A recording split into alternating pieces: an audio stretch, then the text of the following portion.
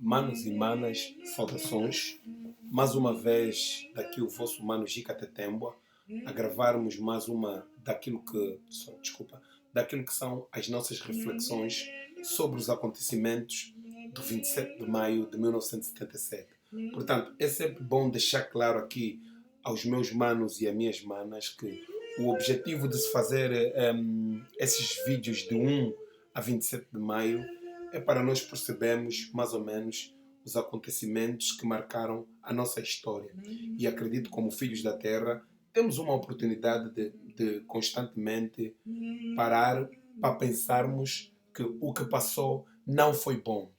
Para olharmos para esta data em que morreram muitos homens e mulheres, muitas crianças perderam os seus pais e as suas mães, mudou a vida de muita gente. É importante refletirmos isso no todo para que traçamos caminhos e conseguimos viver com a diferença. É importante nós amadurecermos esse lado da vida humana, a diferença. A tua opinião não pode dizer, o simples facto de seres de opinião diferente não quer dizer que você é uma pessoa que tem que ser posto de parte. Vamos ouvir as opiniões, vamos tentar nos entender entre nós, porque eu acredito que toda opinião tem um objetivo de trazer melhoria entre nós povos. Portanto, hoje eu venho aqui neste programa, vou falar um pouco sobre aquilo que é este livro escrito por José Milhazes, o golpe Nito Alves e outros momentos da história de Angola. Portanto, quando nós vamos para este livro e a gente vai lendo os seus recortes, há algo que nos vem em memória e que nos vem à mente e que nos trazem uma pergunta nas nossas mentes, porque realmente a gente pergunta esta rúbrica, o Silêncio 77. Será que este silêncio teve um pacto? Daí a gente diz que teve um pacto devido àquilo que durante muito tempo essa força que foi chamada o Nito Alves, que era a força que diziam que era o golpista, mas é de tanto tempo daqueles que o MPLA do lado do presidente António Neto e do Lúcio Lara tinham dificuldades, o Nito era uma pessoa amável para eles. Foi chamado e se não estou em erro, e aqui o recorte histórico nos apresenta bem claro o quanto Nito Alves era bem sucedido. Nito Alves foi convidado, e isso é um facto histórico que nós não podemos negar e que mostra toda a relação de Nito Alves direita aos russos.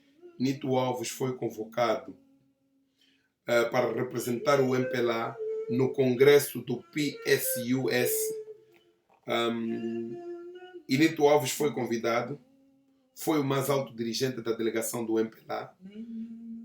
Nito Alves inclusive tem uma sua fotografia que está a meter flores na sarcófago dos soldados desconhecidos da União Soviética, e aquela fotografia entra para o museu dos irmãos ou dos amigos camaradas da União Soviética.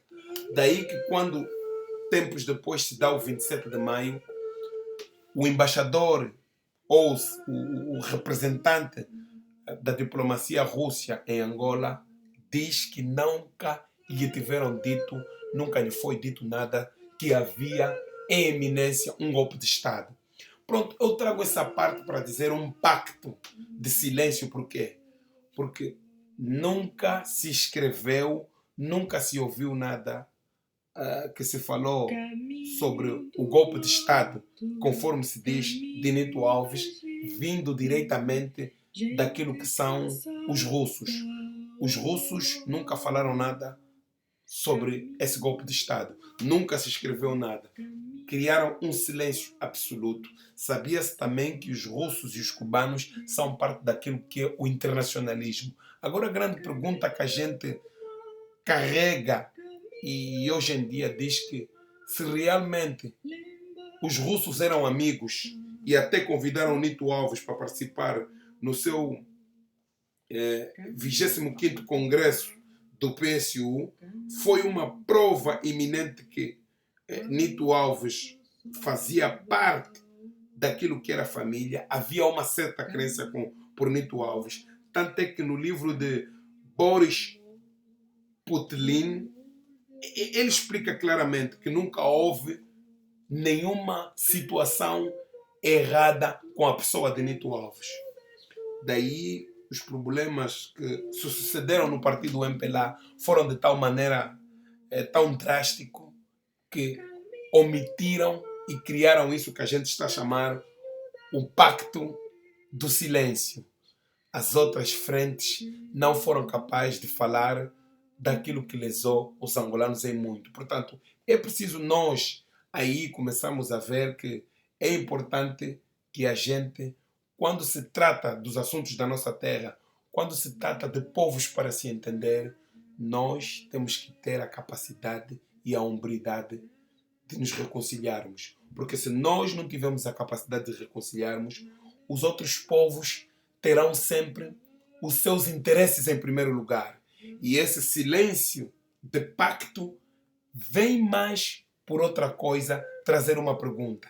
Será que os russos preferiram calar para proteger os seus interesses? A vida de Nito Alves e dos outros números que são dispas. Dalila Cabrito diz que eram 80 mil. Lara Ponço diz 17. Michel, no seu livro Nuvem Negra, diz que são muitos outros mais mil. A Amnistia Internacional tem um outro número. O próprio MPLA já demonstrou o número de pessoas que foram mortas. Agora a nossa pergunta é: será que isso não nos leva a nós abrirmos o nosso pensamento e a revermos a nossa posição quando estivermos a fazer os negócios ou as relações com os outros povos de interesse econômico, vermos que o interesse humano está acima de tudo? Portanto, podia ser Nito Alves, como podia ser uma outra pessoa nessa posição. Portanto, eu só vejo que os russos calaram e até hoje não falaram muito com profundidade daquilo que é o 27 de maio, porque havia aquilo que nós chamamos um silêncio muito profundo, mas ele estava todo enrolado num pacto. Esse é o Mano Jica Tetemba. Saudações, estamos juntos, família. Obrigado. Estarei de volta amanhã com um outro vídeo para falarmos de novo de qualquer que seja a situação do 27 de maio, mas tudo numa perspectiva histórica e de fazermos perguntas, afinal de contas, o que é que se passou que não se podia resolver entre nós. Obrigados. Até lá. Saudações. Estamos juntos.